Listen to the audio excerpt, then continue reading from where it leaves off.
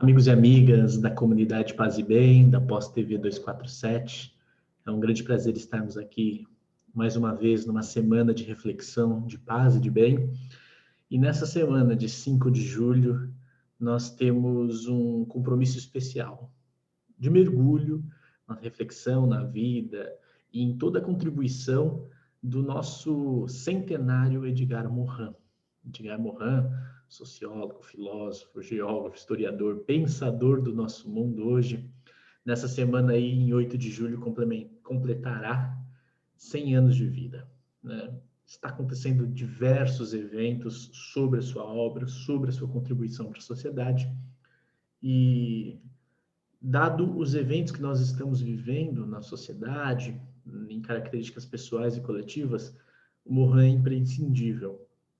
E, unido a isso, nós também tivemos aí, na quinta-feira passada, dia 1º de julho, nós todos, lutadores e lutadoras do ecumenismo, na construção de uma sociedade plural e também da democracia, de novas economias, nós perdemos o grande Sérgio Storch, né, que foi uma importante liderança judaia, foi um judeu, um engenheiro, mas também atuou em outros campos, como a Frente Interreligiosa Dom Paulo Evaristo, e na economia de Francisco e Clara, onde eu pude conhecê-lo e trabalhar em inúmeros projetos, reuniões, encontros, manifestações. Então, Sérgio deixa uma memória importante, e a reflexão que eu farei hoje de Edgar Morin, atrelado às nossas lutas, será em memória, em tributo ao grande Sérgio Storch. Na sexta-feira, o querido Mauro Lopes já fez um bonito encontro sobre o Sérgio, e hoje nós continuamos no tributo a ele. E como nós vamos fazer um diálogo sobre Edgar Morin? Eu quis trazer aspectos fundamentais da minha ação social, da minha vida, ou seja, poder popular, espiritualidade e a construção da emancipação. E por que essas dimensões conversam com Edgar Morin? Se a gente conhece Edgar Morin pelo pensamento complexo, pelas todas as diversidades de pensamento, sobre a teoria da poesia da vida, ou seja, como isso se dialoga? Então, veja agora nesse nosso encontro um pouco dessa dimensão de cruzamento, de reflexões acadêmicas e saberes acadêmicos no diálogo com saberes populares. E o primeiro eu gostaria de falar sobre educação popular, um tema que eu há muito abordo aqui nos encontros, mas que trata de um método específico, que é a expansividade de uma perspectiva abrangente e hegemônica de sociedade. Veja só que palavrão. Nós abordamos a diversidade do pensamento na educação popular e com ela encontramos as possibilidades de construção do protagonismo humano. Ou seja, a educação popular surge como uma iniciativa de olhar para os de baixo e, a partir dos de baixo, construir um processo de conquista do poder político. Na nossa história, nós temos inúmeras iniciativas nesse sentido. Inúmeras. Coletivos, organizações que, a partir da educação popular, fomenta a ação popular e constrói a nossa democracia. Veja só o SUS, veja só a educação pública, veja só todas essas grandes conquistas que efetivaram o direito a possibilitar o acesso, a gratuidade e a efetividade desse processo. E o poder contrário será esse que sempre perseguirá, precarizará e procurará deter todas as iniciativas públicas, como essas que foram fruto de educação popular e da organização do poder popular. Ou seja, o mais importante na discussão da educação popular é como ela faz e contribui para o desenvolvimento territorial. Ou seja, quando nós temos um desenvolvimento territorial, é quando nós temos um olhar específico para as nossas potencialidades. E isso ocorre quando a gente efetiva aquilo que o grande Paulo Freire chamava de círculos de cultura, né? Os círculos de cultura são esses espaços onde há trocas de experiências e, a partir das trocas de experiências, o fomento a iniciativas. No mesmo sentido, no México, nós temos a experiência dos zapatistas de círculo de cultura, que é fundamentalmente, né, próxima à experiência de Paulo Freire, que é essa experiência de termos no território da gente experiências políticas que fomentam um bloco histórico de luta, de resistência, de fomento à história.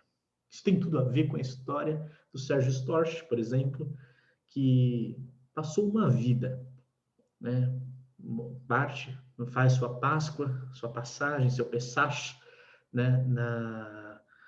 Aos 71 anos, mas que deixa uma experiência política de construção de redes e de conexões de lutas. Isso tem tudo a ver com o pensamento morraniano que vocês vão ver. E qual é a principal característica que nós temos que conceber na construção do poder popular? É a construção de um diagnóstico comum. Diagnóstico no sentido de que nós precisamos entender os desafios do território. E a partir desses desafios que a gente conhece, que reconhece no território, começar a costurar a percepção da hegemonia no território. Ou seja, a educação popular é frutífera.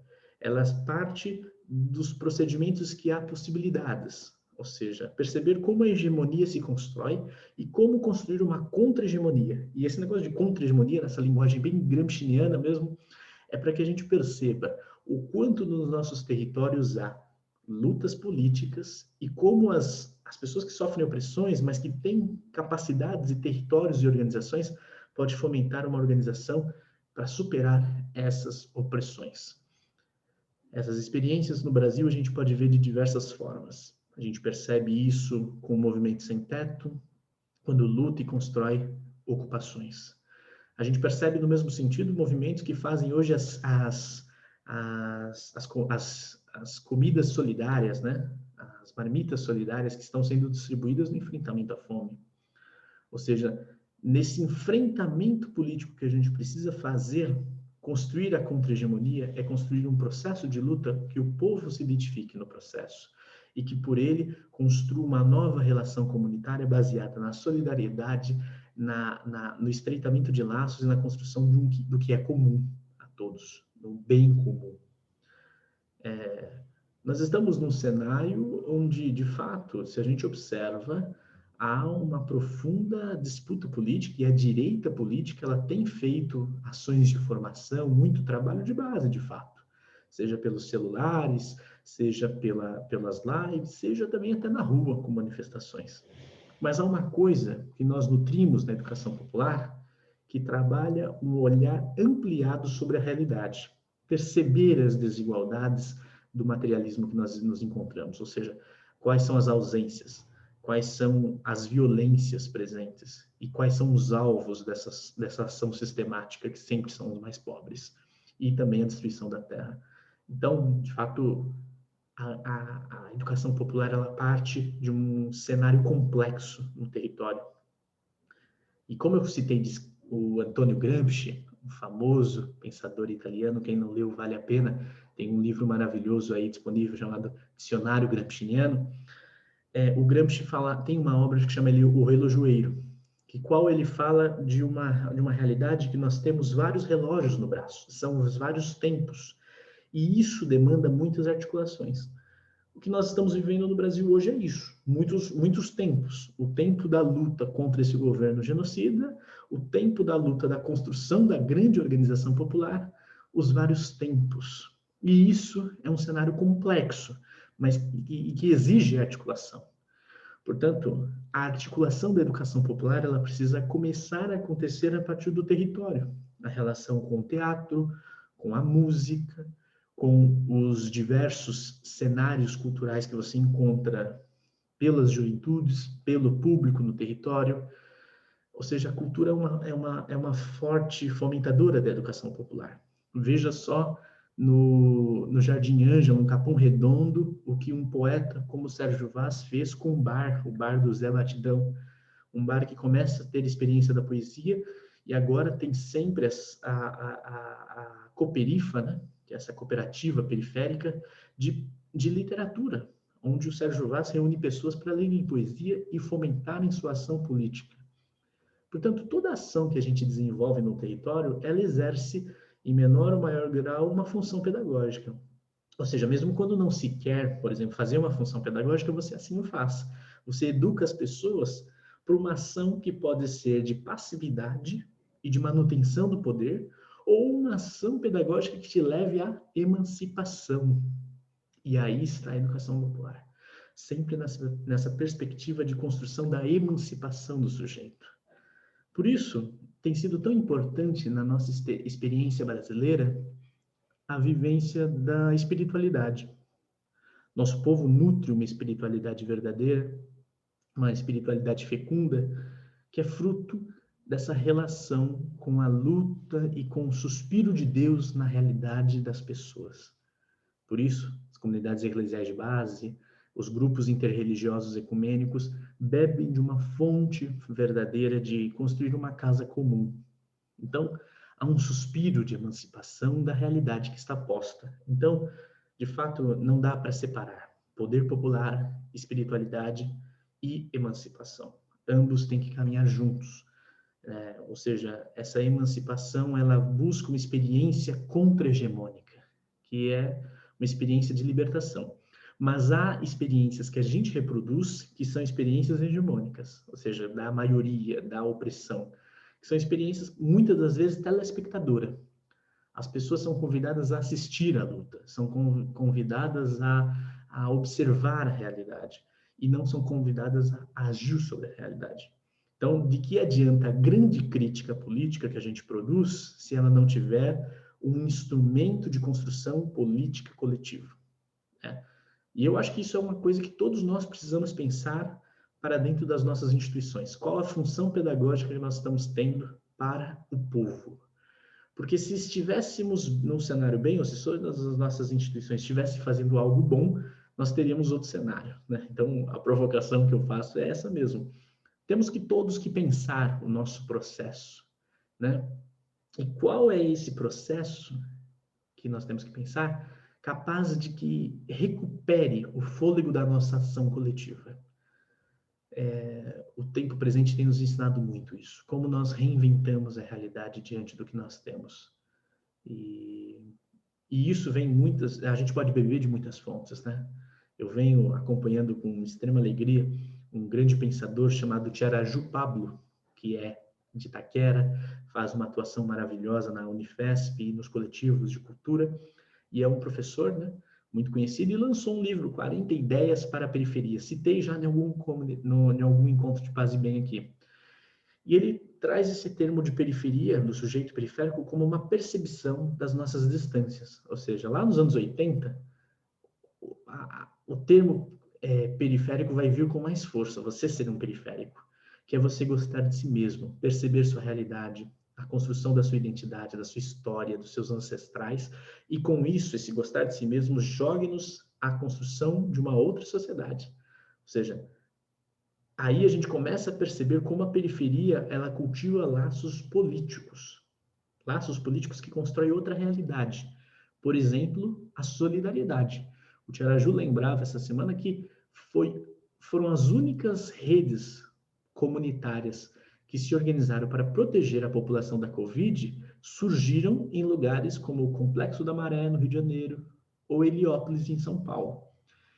E isso não é relacionado apenas à pandemia, né? Mas uma atitude, a criação incessante do comum, que a quebrada sempre adota como estratégia de sobrevivência.